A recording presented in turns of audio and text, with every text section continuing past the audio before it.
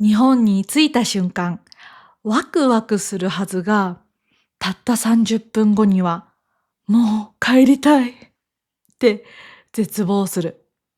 そんな経験したくないですよね。今日のテーマはまさにこれ。日本について絶望しないための準備リストです。はい、皆さん、こんにちは。綾乃です。実はこのテーマ、前回のアンケートでリクエストが多かったやつなんですよ。ということは、皆さん、こっそり日本旅行を計画してるってことですよね。いいなぁ、私も一緒に行きたいです。そんな皆さんには、日本に着いてから失敗しないために知っておいた方がいいことをたくさん紹介しますね。最後に出発前チェックリストもあるので、ぜひ最後まで聞いてみてください。で、日本旅行といえば、今日はそんな皆さんにものすごく嬉しいご報告があります。なんと、このチャンネルがセイリーという eSIM サービスからスポンサーをしていただけることになりました。はい。eSIM はスマホに挿さなくてもいいデジタルな SIM カードのことです。私、これが決まった時、本当に嬉しかったんです。なぜかというと、このセイリーを作っているのは、私が普段から愛用している NordVPN と同じ会社なんですよ。自分がもともと信頼して使っているブランドに応援してもらえるなんて、運命を感じちゃいました。で、なぜ今日セイリーを紹介するかというと、冒頭の絶望の話につながるからです。皆さん、日本に着いてからのネット環境、どうしていますか？空港に着いたらカウンターに並んで SIM を買えばいいや、そう思っていませんか？実はそれ、賢い選択とは言えません。だって長時間のフライトでヘトヘトなのに Wi-Fi の列に並ぶのって辛いですよね。ポケット Wi-Fi は重いですし、充電が切れたらただの荷物になります。物理 SIM カードは、入れ替えるときに落としたり、なくしたりするリスクもあります。今の正解はもう並ばない、なくさない、eSIM です。私も eSIM 対応のスマホに変えてから本当にストレスフリーです。では、なぜセイリーなのか。理由は大きく分けて3つのメリットがあるんです。1つ目は圧倒的な信頼性です。先ほども言いましたが、セキュリティ企業の最大手、ノードセキュリティが運営している点です。ね、ノードセキュリティ聞いたことがある人も多いんじゃないでしょうか。フリー Wi-Fi を使うのが怖い海外でも、セキュリティが鉄壁なのは安心感が違います。ユーザー評価も非常に高く、世界中で信頼されています。世界200カ国以上で使えるので、これ一つあれば日本でなくともどこへ行っても安心です。もし自分のスマホで動くか不安な方も全額返金保証があるので安心です。すごいですよね。またアプリダウンロード後に、eSIM 対応しているのかもわかりますし、公式サイトに機種一覧も載っているので確認してみてください。二つ目は、とにかく使い方が簡単なことです。実際に私の画面でお見せしますね。まず最初にアプリをダウンロードして、セイリーアプリを開きます。そして行きたい国を選びます。ね、本当にたくさんの国がありますよね。そして国が選べたら次にプランを選びます。プランもすごく充実していますね。はい。そしてここ、購入画面でクーポンコードを忘れないでください。あやの AYANO を入力すると、はい、価格が安くなりました。あとはインストールボタンを押すだけです。これだけです。ね、これだけで日本についてスマホのスイッチを入れた瞬間、すぐに Google マップが開けます。ね、見てください、このサクサク感。空港に着いた瞬間から家族に着いたよって LINE したり、電車の乗り換えを調べたりできるので、本当にストレスフリーです。そして3つ目。これがセイリーの神機能です。広告ブロッカーがついているんです。これをオンにすると、ネットを見ている時の邪魔な広告をブロックしてくれます。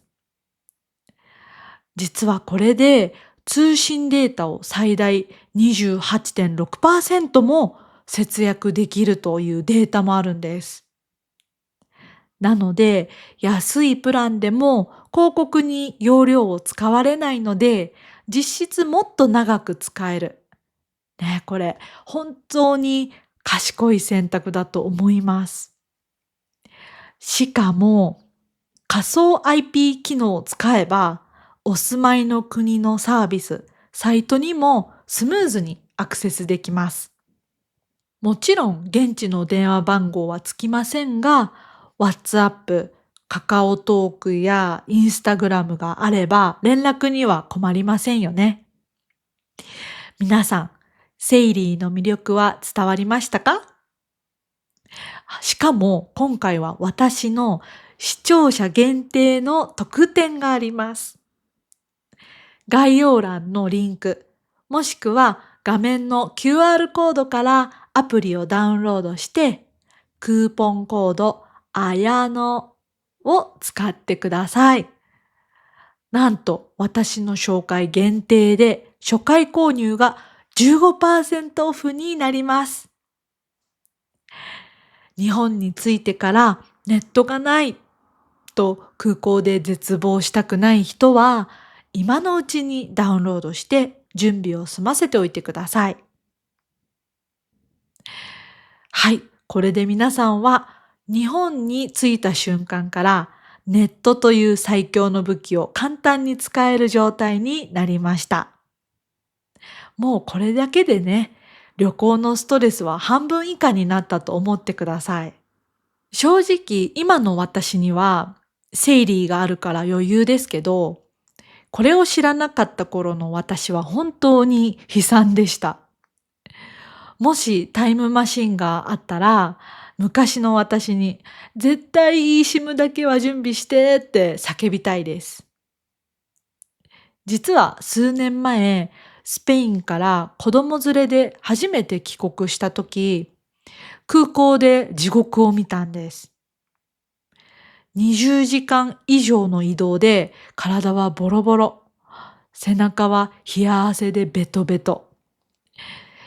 やっと着いたと思ったら、空港の無料 Wi-Fi が全然つながらなくて、画面の読み込みマークがぐるぐる回るだけで、家族への連絡も電車の時間も調べられなくて、足元では子供がギャーギャー泣き出すし、もうね、頭の中が真っ白になりましたね。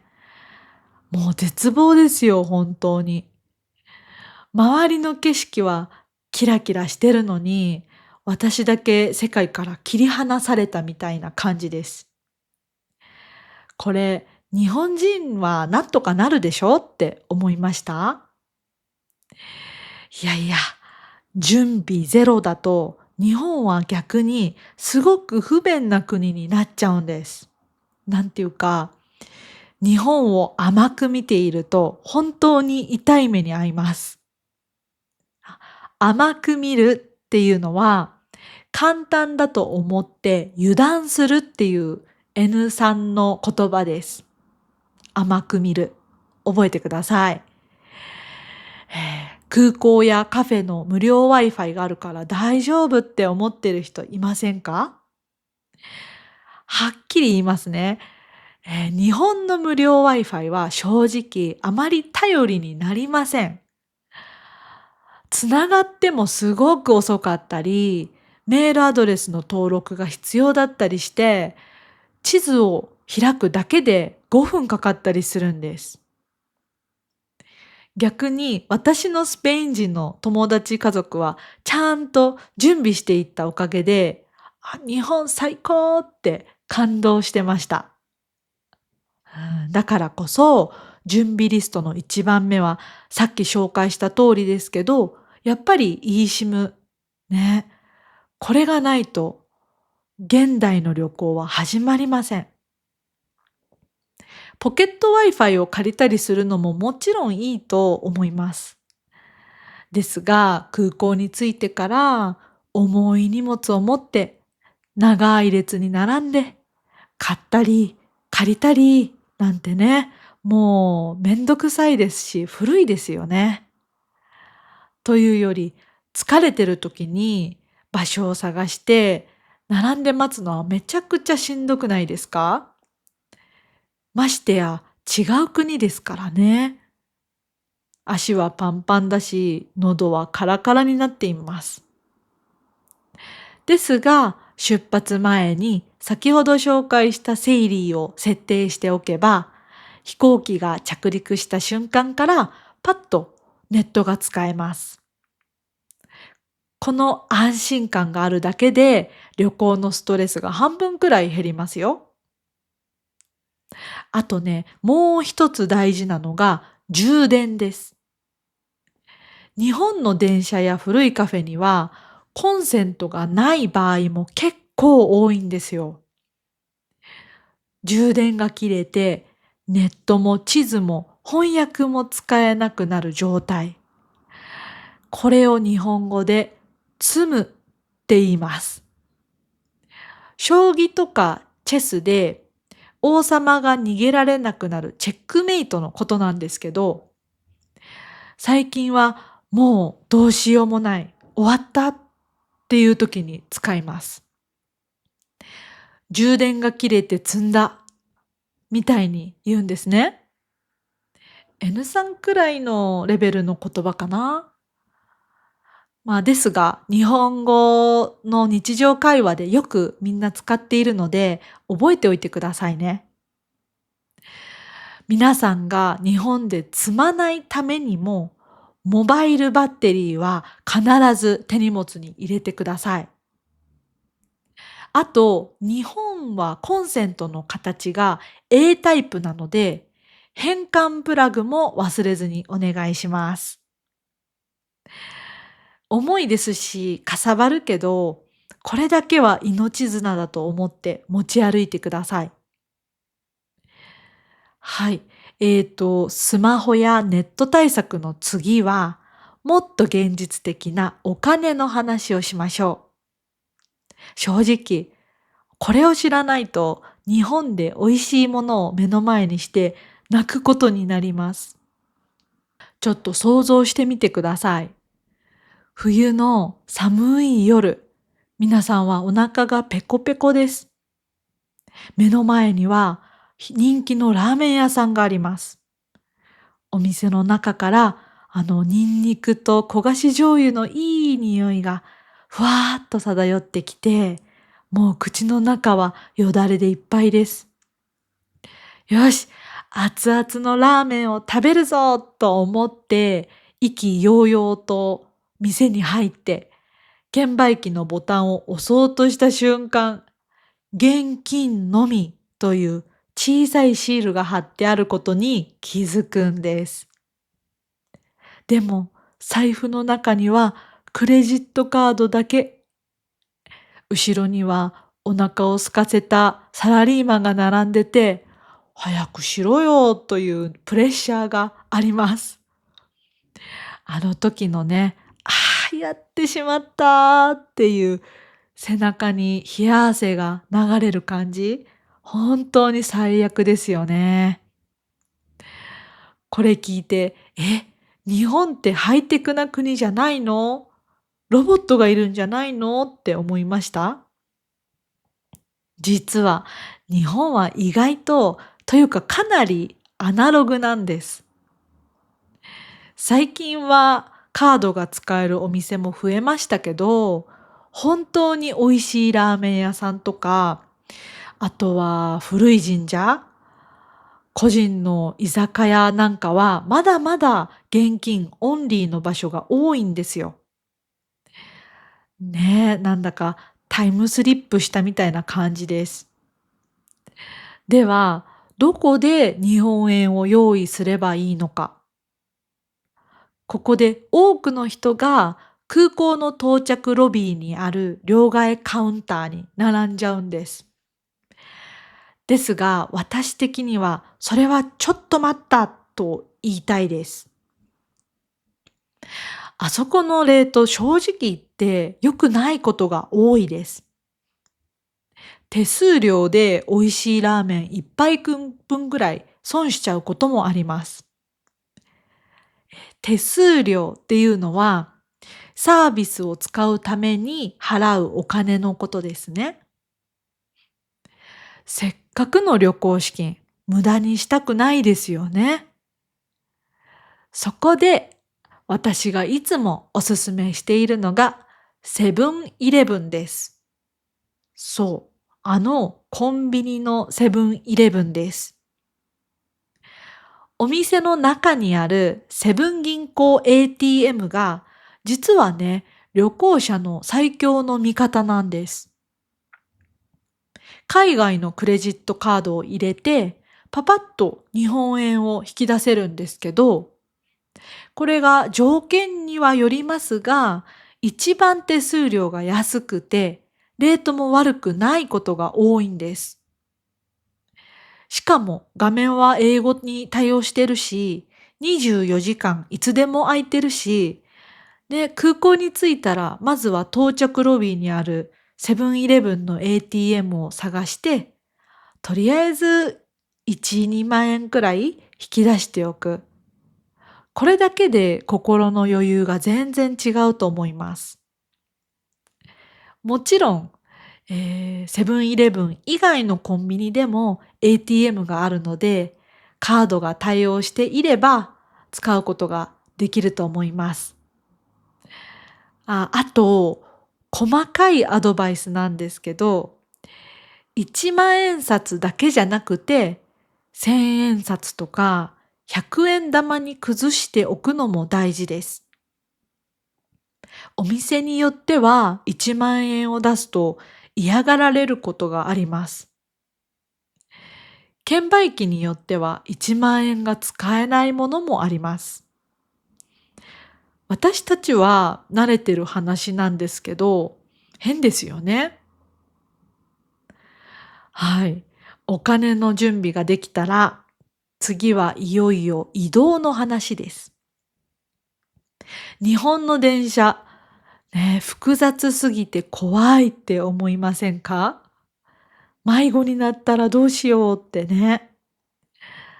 ですが、あるサービスを使えば、改札をスイスイ通り抜けられるんです。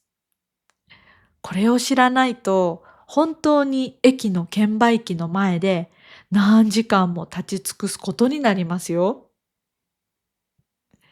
ちょっと想像してみてください。日本の駅の朝のラッシュアワー。ものすごい数のサラリーマンが早歩きでね、改札を通り抜けていきます。みんな無表情で、機械みたいに正確に動いています。カツカツカツカツっていう革靴の音が駅中に響いてるんです。その流れに逆らって券売機の前に立つ外国人観光客の姿。ボタンがいっぱいあって、どれを押せばいいのってパニックになっています。後ろには長い列ができて、またチっていう舌打ちが聞こえてきそうですよね。見てるだけで胃が痛くなりそうになります。ちなみに日本では舌打ちは怒りを表す行為です。国によって感覚は違うと思いますが、皆さんはやらないように気をつけてください。はい。で、正直私も昔、海外で同じような経験をして、泣きそうになったことがあります。ですが、安心してください。2025年3月、去年から私たちの救世主が登場したんです。それが、ウェルカムスイカモバイルアプリです。これ聞いて、スイカスイカって食べるスイカって思った人いますか？違うんです。えー、スイカっていうのは日本で一番有名な交通系 IC カードのことなんです。デジタルの切符カードです。このアプリがすごいのは iPhone さえあれば日本に着く前に準備ができちゃうことなんです。ね、ソファーで寝転がってポテチを食べながら Apple Pay でチャージするだけ。なんていうか魔法みたいじゃないですか？空港に着いたらスマホを改札にピッとかざすだけでもう電車に乗れるんです。ピッっていう音すごく気持ちいいですよ。スペインはね、これがないので本当に不便です。で、しかもこのスイカ、電車だけじゃないんです。バスも乗れるし、コンビニでおにぎりも買えるし、喉が渇いたら自動販売機でも使えます。もう日本中があなたの遊び場になるパスポートみたいなものです。デポジットもいらないですし、180日間も使えるので、長期滞在の人にもぴったりです。でも設定が難しそうって思いました？実はアプリは英語に対応しているので、日本の漢字が読めなくても大丈夫なんです。まあもちろん日本語をね、勉強している皆さんですから、読めるに越したことはありません。これ海外生活あるあるだと思うんですけど、現地の言葉がわからないと、切符1枚買うのも冒険ですよね。ですが、このアプリがあれば、そんな不安とはさよならです。スマートに改札を抜けて、余った時間で美味しいものでも食べに行きましょう。はい。移動の準備もバッチリですね。ですが、空港からホテルまでの移動で、多くの人がある罠にはまってしまうんです。はい。次のトピックは少しショッキングな内容かもしれません。これを避けないとお財布が空っぽになっちゃうかもです。はい。空港からの脱出方法についてです。脱出ってね、ちょっと大げさな言葉を使いましたけど、本当にそれぐらい大事なことなんです。皆さん、長旅で疲れて、やっと日本の空港に着いたとき、とりあえずタクシーに乗ればいいやって思っちゃいますよね。重いスーツケースを引きずりながらタクシー乗り場のふかふかのシートを見たとき、ああ、助かったって安心する気持ち、すっごくよくわかります。ですが、そこで思考停止しちゃうと、後でクレジットカードの請求を見て、顔面蒼白になるかもしれません。顔面蒼白は、ショックを受けてしまうという意味です。実はね、日本のタクシー料金って世界でもトップクラスに高いんです。例えば、成田空港から東京の都心までタクシーに乗るといくらかかるか知っていますか？なんと2万円から3万円くらいかかることがあるんです。ええ、飛行機のチケット代ぐらいするじゃんって思いました？ねえ、そうなんですよ。本当にびっくりするくらい高いんです。しかも、渋滞に巻き込まれたら、メーターがカチカチ上がっていくのを見ながら、胃がキリキリするような時間を過ごすことになります。なんていうか、楽しいはずの旅行のスタートが、いきなりお金の心配で始まっちゃうのは嫌ですよね。なので、賢い旅行者はタクシーを使いません。代わりにリムジンバスか特急電車を使うんです。リムジンバスなら3000円くらいでホテルの目の前まで連れてってくれます。大きな窓から東京の景色を眺めながらゆったり座っていけるので、正直タクシーよりずっと快適かもしれません。でも大きなスーツケースを持って電車に乗るのは大変だしって心配してますか？これ日本旅行あるあるですよね。特に朝の満員電車に巨大なスーツケースを持って乗り込むのは周りの人にすごく嫌な顔をされますし、それを見てね、自分も申し訳なくて小さくなっちゃうし、まさに地獄です。そんな時は空港宅配という裏技を使ってください。空港のカウンターで荷物を預ければ、条件によってはその日のうちか、次の日にはホテルに届けてくれるんです。これを使えば皆さんは手ぶらで身軽に観光をスタートできるわけです。重い荷物から解放された時のあの体がふわっと軽くなる感じ、一度味わうともう元には戻れません。お金を使って楽をするか、節約して苦労するか、これを日本語でコストパフォーマンスとかコスパって言いますけど、空港宅配は間違いなくコスパ最強のお金の使い方だと思います。はい。これで空港からの脱出は成功しましたね。はい。最後のトピックは、日本の街を歩くときに知っておかないと恥をかくかもしれない大事なルールの話です。街に出ると今度は見えないルールが皆さんを待ち受けています。これを知らないとちょっと恥ずかしい思いをするかもしれません。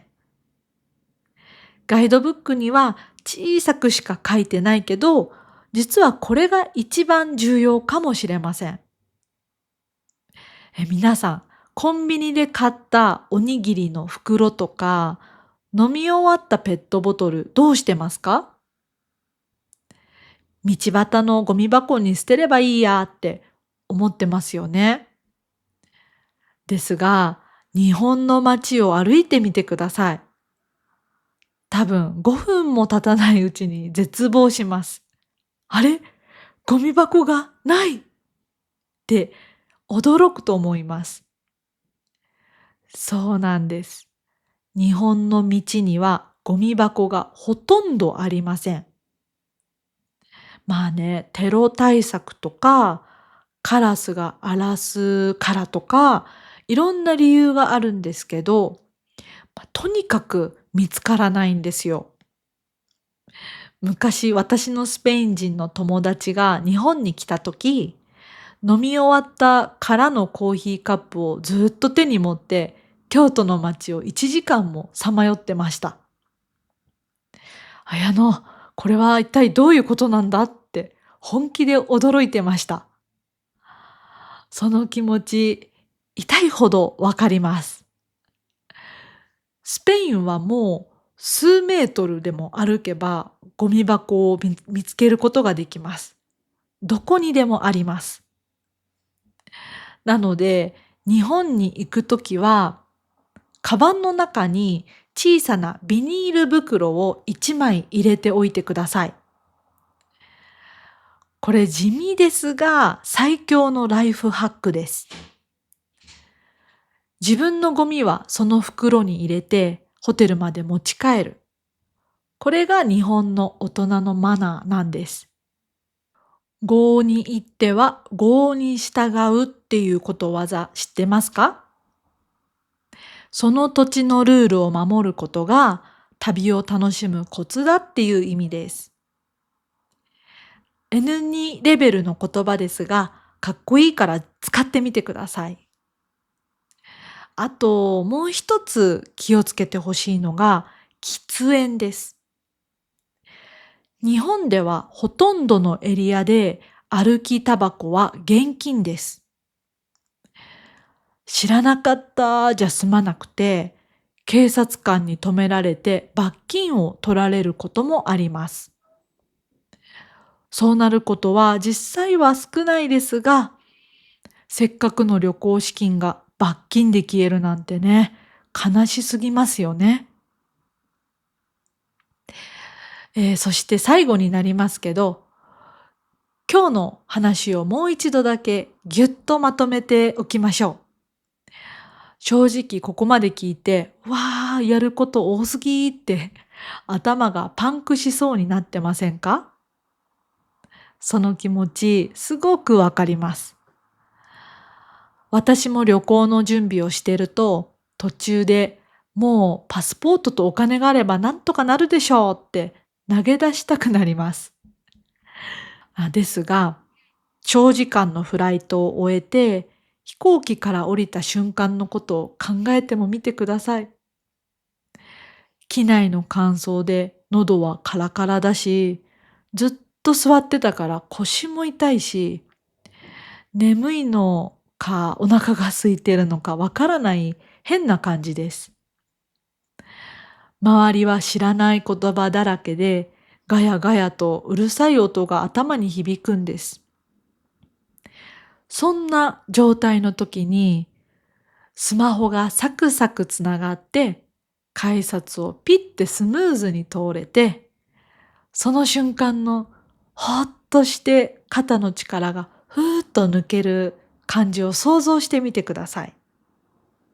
そしてコンビニで買った温かいお茶を一口飲んだ時の生き返るような感覚、その安心感を買うために旅行前の30分を使ってほしいんです。その30分が旅行中のイライラを消してくれます。では、出発前の最終確認、一緒にやりましょう。まず、eSIM の設定は終わってますか？空港に着いてから慌てても遅いですよ。次に、モバイルバッテリー。ちゃんと手荷物に入ってますか？スーツケースに入れちゃダメですよ。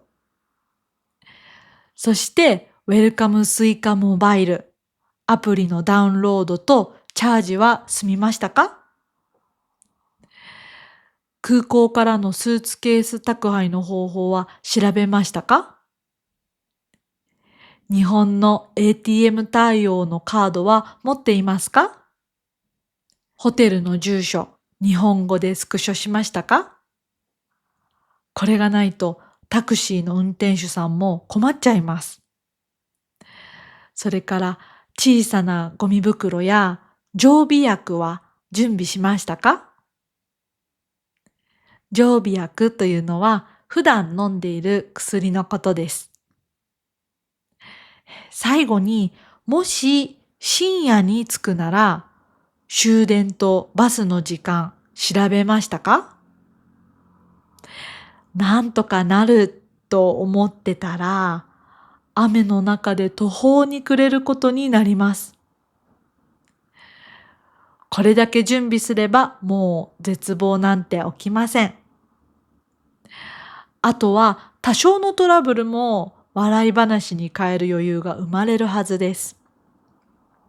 もちろん完璧じゃなくて大丈夫です。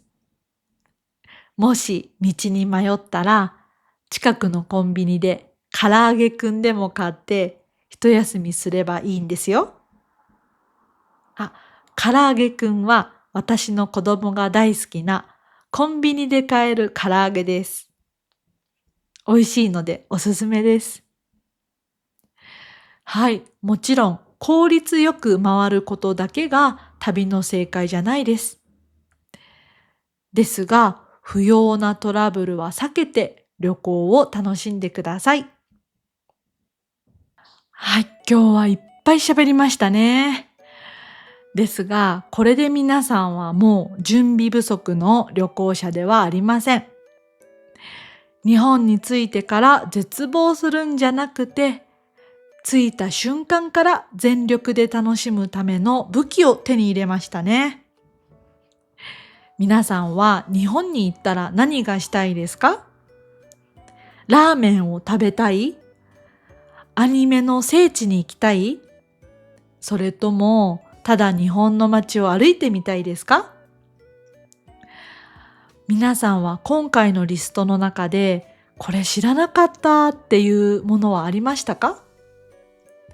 スイカが iPhone で使えるなんてとか、日本のタクシー高すぎとか、ぜひコメントで教えてください。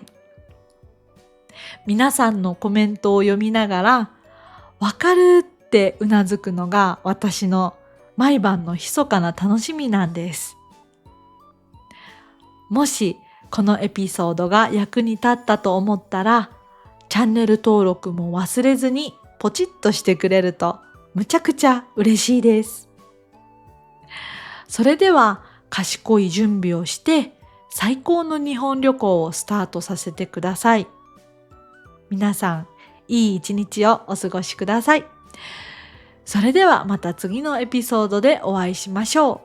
あやのでした。バイバイ。